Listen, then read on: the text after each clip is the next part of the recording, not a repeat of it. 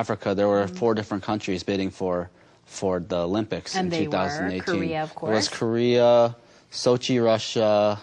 Oh no, not Sochi, Russia. It was Korea, Germany, a place in France, and one other, I forgot where it was. And so, you know, at the same time, everyone's trying to produce these presentations, and you know, they're, you know, they're checking up on the other countries to see who they're bringing out, what, you know, what they have up their sleeve.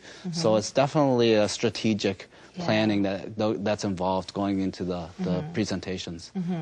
So nobody knew, and even you were kind of this hidden card that to go out there to make this presentation. I was, and once I got to South Africa too, they kept me kind of underground. I didn't go out and do much because they didn't want the other countries to realize I was there. And you know, the day of the presentations, of course, they kind of released it, and they released it in the Korean media and stuff too, that I would be part of the presentation team. And so everyone was kind of took a step back, and they're like, whoa. And then the question started to come up, why do we have an American presenting for South Korea? And so they're trying to like fit together all these different pieces of why I was actually there. That's right. So did you meet the other athletes too that were there?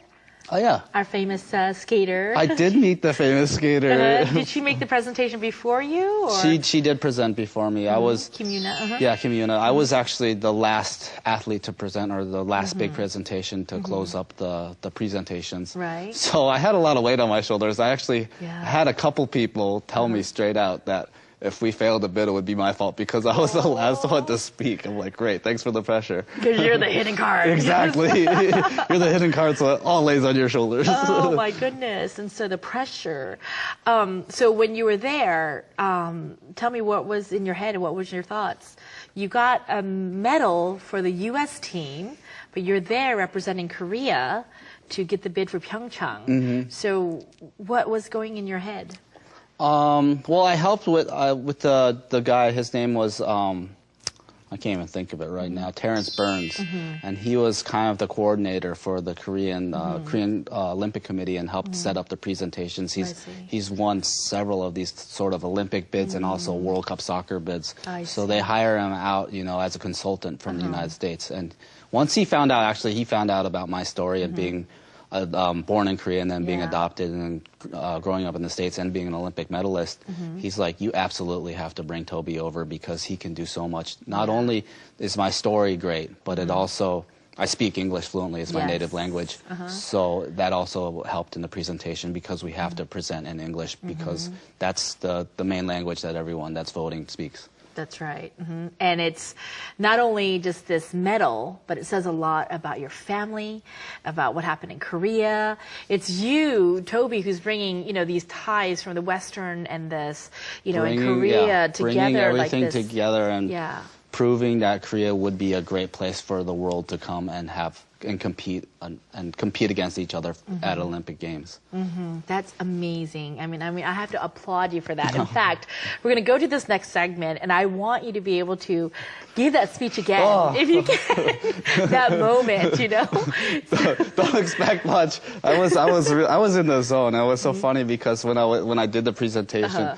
And was all over. I sat back down in my seat, and then everybody turned around, you know, like the President Lee and all these guys, and they're like, "Wow, that was such a good job." So President Lee was really they were really impressed because they were before when we were doing the actual practices and the dry runs of the presentation, they were getting a little antsy because they didn't like the way I was presenting. Yeah, you were like, what's up? And so, but what I explained to them was, it's like a competition. You don't give your best performance during the practice. It's practice for the performance.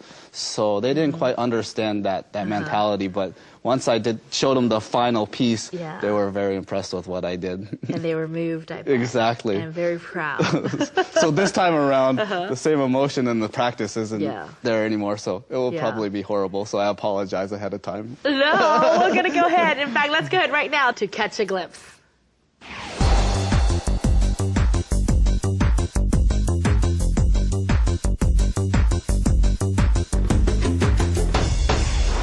Good afternoon. My name is Toby Dawson. My name is also Kim Bong-suk. I'm a freestyle skier, and I'm an Olympian. I'm Korean by birth, yet I'm also an American. That last sentence contains an entire story about the true potential of Pyeongchang 2018 and the legacy of New Horizons. That's why I'm so honored to be here today. I was born in Busan, South Korea in 1978. When I was 3 years old, a couple adopted me in the United States. Luckily for me, they lived in Vail, Colorado. My parents introduced me to skiing at an early age as a means to adapt to a new family and a new culture. As all of you have witnessed many times before, sports can be transformative for a young person. It certainly was for me. Skiing was a means of expressing myself in a positive way. It gave me the confidence to believe in myself as a child, as a teenager, and as a young man. That's true in the gift of sport. It provides hope. Thinking back on it now, I realize that had I remained in Korea, I may not have had the opportunity to become an Olympian. You see, Korea simply didn't have the resources to provide someone like me, the chance of competing in the Winter Games. The very things that Winter Games athletes take for granted in Europe and North America simply did not exist in my home country. That's what this bid is all about, ladies and gentlemen. Pyeongchang has been consistently building winter sports facilities and nurturing young athletes like Yuna to achieve their best, all with a single goal in mind, to host the Olympic Games. New Horizons had the simple goal to give young Koreans and young athletes access to world-class sports facilities for the first time, the same chance that I was fortunate to receive in America. That's what this bid is all about. It's about hope. So you may ask yourself, to whom are we listening to today? To Toby Dawson, the American Olympian? Or to Kim Bong-sok, the little Korean boy with the ability to be an Olympian, but with limited resources to do so? Well, to be honest, you're listening to both. I came here today to achieve two things. First, I want to honor my home country and its people, my people. I want to return in some small measure the good fortune that I received in life from sports. And second, I want to speak for future generations, for Korea and beyond. I ask you to give them the same chance that I was fortunate to receive in America in 1981. The chance to participate, the chance to excel, and the chance to succeed. Your support today of Pyeongchang 2018 will truly change the lives of millions of kids who haven't had the opportunity to be an Olympian. I believe that there's no greater honor than representing one's country at the Olympic Games. It is my dream that every child, everywhere in the world, can hope for that possibility. Thank you, members of the IOC, for all that you do every day to make dreams come true. And thank you for your promise of hope that the Olympic values provide to us all. Wow. That's, okay, so